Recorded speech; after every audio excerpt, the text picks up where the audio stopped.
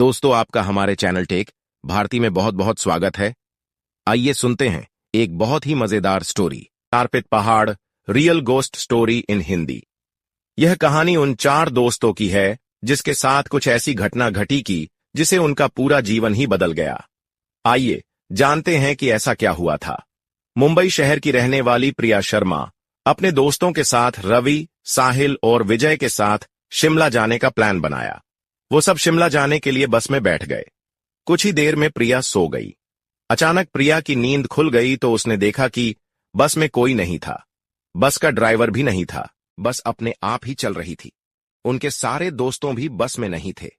यह सब देखकर डर के मारे प्रिया जोर जोर से चिल्लाने लगी। अचानक उसे लगा कि कोई उसके पीछे खड़े रहा है। जब उसने पीछे मुद्दा कर देखा तो वहां एक स्त्री बैठी हुई थी। उस स्त्री का चेहरा जला हुआ था। ऐसा लग रहा था कि किसने उसके चेहरे पर एसिड फेंका हो। ऐसा भयंकर चेहरा देखकर प्रिया ने चिल्लाना शुरू कर दिया, बचाओ बचाओ बचाओ। और अचानक प्रिया की नींद उड़ गई। वो एकदम डरी हुई और पसीने से पूरी भीग गई थी। पास में बैठे हुए विजय ने पानी की बोतल दी और बोला, शायद तुम्हें कोई सपना देखा होगा। थोड़ी ही देर में सब शिमला पहुंच गए और एक होटल पर रात बिताने के लिए गए। दूसरे दिन वो सब साथ में मिलकर होटल के पास वाले पहाड़ पे घूमने जाने का नक्की किया। करीबन आधे घंटे में वो सब पहाड़ की सबसे ऊंची शिखर पर पहुंच गए। वहीं से नीचे देखने पर घने लीलेछम पेड़ पौधे काफी सुंदर दिख रहे थे। अचानक साहिल चौंक गया और बोला, नीचे देखो, कोई खड़ा है, लगता है कोई स्त्री है। विजय और रवि भी देखने लगे लेकिन उन्हें कोई दिख नहीं रहा था और बोले, तू पागल हो गया है क्या? इस घने जंगल में कोई स्त्री कैसे आ सकती है? तुम्हें शायद कोई भ्रम हुआ होगा। उसके बाद वह सब खुली जगह पर चले गए।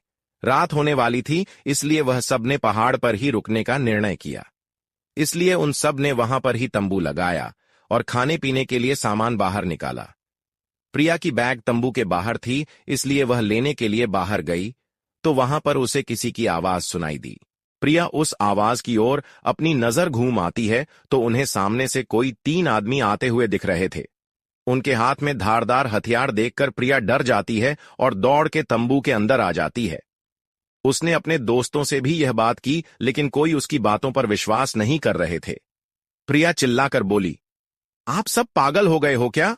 कोई भी मेरी बातों पर भरोसा नहीं कर रहा है। चलिए मेरे साथ बाहर, मैं आपको बताती हूं। वो सभी बाहर आके शिखर की टोच से नीचे देखने लगते हैं।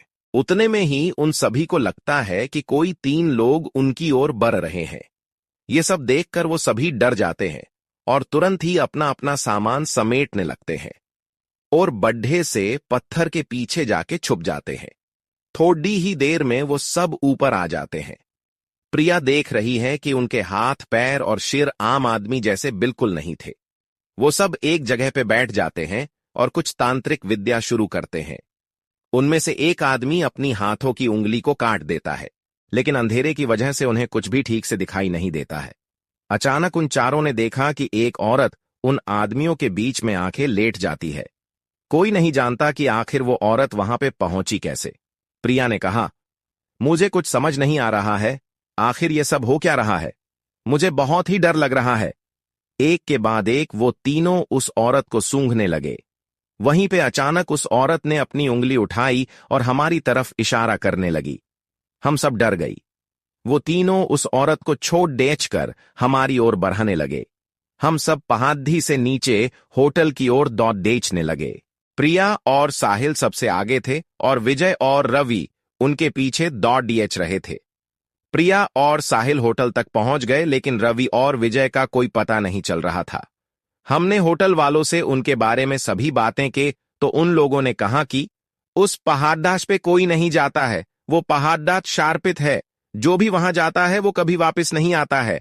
आपकी किस्मत अच्छी थी कि आप अभी जिंदा हैं। लेकिन हमारे दोस्त रवि और विजय कभी भी वापस लौट के नहीं आए। हमने उन्हें ढूंढने का बहुत ही कोशिश की, पुलिस कंप्लेन भी करवाई, लेकिन कोई फर्क नहीं पड़ा। दोस्तों, इसी तरह की रोमांचक स्टोरी सुनने के लिए हमारे चैनल टेक भारतीय को लाइक, शेयर, सब्सक्राइब जरूर करें। कहानी सुनने के लिए आपका बहुत बहुत धन्यवाद। दोस्तों, आपका हमारे चैनल